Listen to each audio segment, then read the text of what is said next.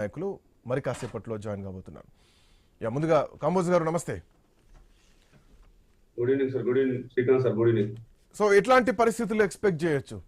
మిగతా పార్టీలు బీసీలకు సంబంధించి ఒక అనౌన్స్మెంట్ ఇచ్చారు. అండ్ తెలంగాణలో ఒక బీసీ పార్టీ కూడా ఉద్భవించింది. ఈరోజే ఆ జెండా విజువల్స్ కూడా మనం చూస్తున్నాం. పిడికిలితో తెలంగాణ ఉద్యమ నేపథ్యం ఆ సింబాలిక్ కనిపిస్తోంది.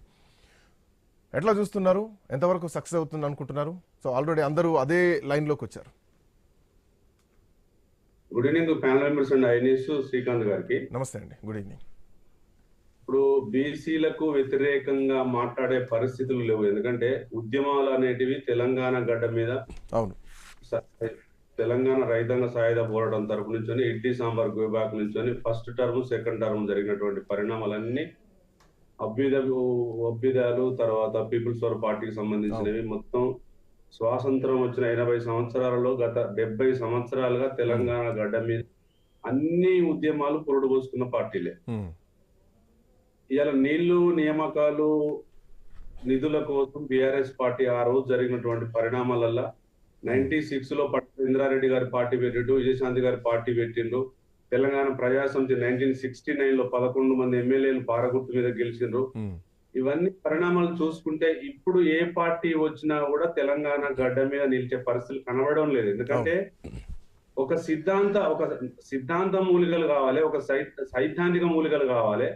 అణగారిన కులాల ఒక అంశం బయటికి రావాలి. నేను ఏమంటుంటే ఇవాళ పార్టీ పెట్టడానికి తీన్మార్ మల్లన్న ఒక అంశం, ఒక 2-3 అంశాలు మాట్లాడుకుంటే ఆయన వ్యక్తిగతంగా ఇంతకు ముందు ఉన్నటువంటి కాంగ్రెస్ పార్టీని సస్పెండ్ చేస్తేనే పార్టీ పెట్టాడు. అంటే ఆయన పార్టీ సస్పెండ్ చేయలేకపోతే పార్టీ పెట్టకపో. ఇంకొకటి ఏంటంటే తెలంగాణలో బీసీ పార్టీ రావాలంటే బీసీలోని అణగారిన కులాల యొక్క వ్యక్తుల యొక్క అభిప్రాయాల మీద రావాలి తప్ప ఇలా తీర్మార్ మల్లన్న క్యాస్ట్ అతను నేను ఏమంటుంటే సరే సబ్జెక్ట్ టు కరప్షన్ ఒక మున్నూరు కాపు క్యాప్కు సంబంధించినటువంటి మున్నూరు కాపులు అన్ని జిల్లాల 33 జిల్లాలో మున్నూరు క్యాప్ ఆల్రెడీ రాజకీయ ఆర్థిక విద్యా రాజకీయాల్లో ముందుంది, నిలిచింది, గెలిచింది, వాళ్ళు డెవలప్ అయిపోయారు. కానీ తెలంగాణలో మిగతా 138 కులాలు ఇప్పటికీ సంచార జాతులు, సేవా కులాలు, అణగారిన కులాలు, నోటిఫైడ్ కాని కులాలు, అవన్నీ కులాలు ఎప్పుడు డెవలప్ అవుతాయి? ఇలా మల్లన్న పెట్టిన పార్టీలు డెవలప్ అవుతాయి అంటే లేవు.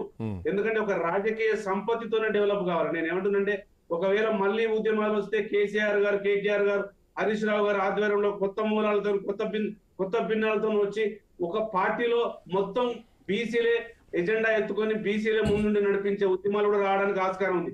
ఒక పార్టీ అంటే బీసీలే పెట్టాలి, బీసీలే చేయాలంటే మరి తీన్మార్ మల్లన్న ఏ అంశం మీద కాంగ్రెస్ పార్టీలో చేరిండు? మరి అదే రోజు పార్టీ ఎందుకు లేకపోయాడు?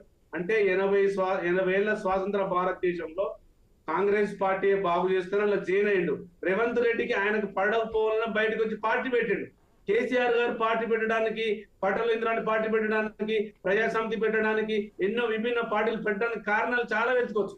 కానీ అంటే వ్యక్తిగతంగా అభిప్రాయాలు తీన్మార్ మల్లన్నకు రేవంత్ రెడ్డికి చెడిందా లేదంటే ఇంకేమైనా పొలిటికల్ అంశాలు అది ఉంచితే గనక ఒక్కొక్క పార్టీ ఒక ఎజెండాతో రావడం దాన్ని ఎట్లా చూస్తున్నారు? అంటే నేను అదే తీన్మార్ మల్లన్నకి ఎజెండా ఉంటే ఫస్ట్ సమాలోచన చేయాలి, బ్రిగేడియర్ వర్క్ చేయాలి, యాజిటేషన్ చేయాలి, ఎమ్మెల్యేల ఎంపీల వాటా తేల్చక ముందే పార్టీ ఎట్లా పెడతాడు?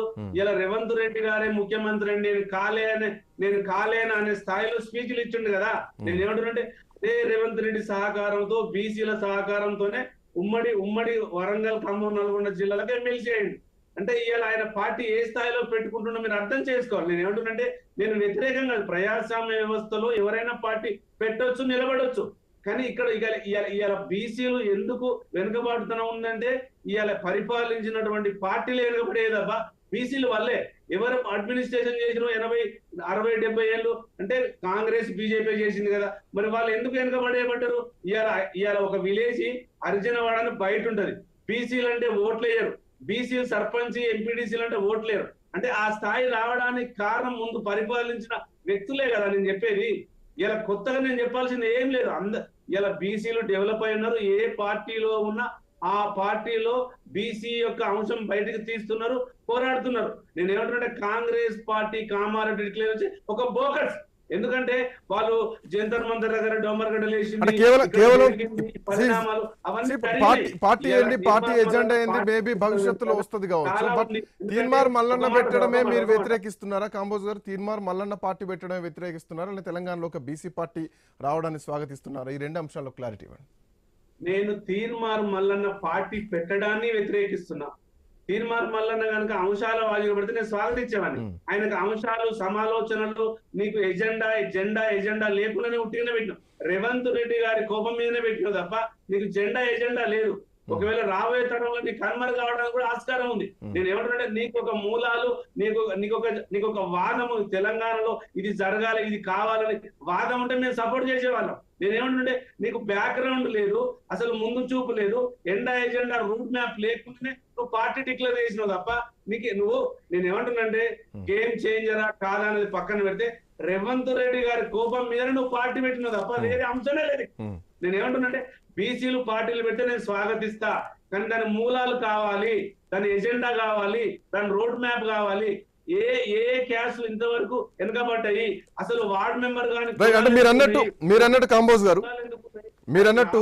గారు, yes I agree with your point.